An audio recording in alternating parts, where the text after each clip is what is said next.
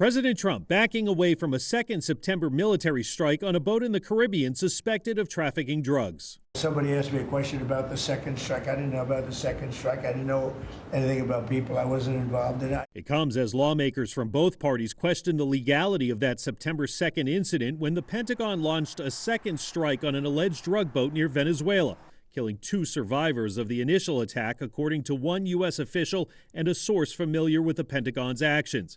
Defense Secretary Pete Hegseth says he watched the first strike live, then left the room, claiming Admiral Frank Bradley gave the order. A couple of hours later, I learned that commander had made which he had the complete authority to do, and by the way, Admiral Bradley made the correct decision to ultimately sink the boat and eliminate the threat.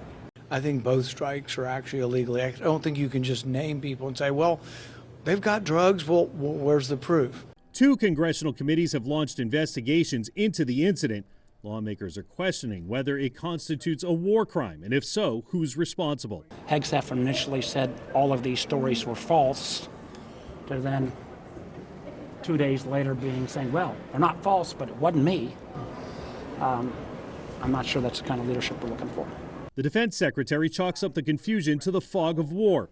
President Trump insists U.S. strikes on suspected drug smugglers will continue. I want those boats taken out, and if we have to, we'll attack on land also. Admiral Bradley is expected to speak to lawmakers this week. Chris Pallone, NBC News.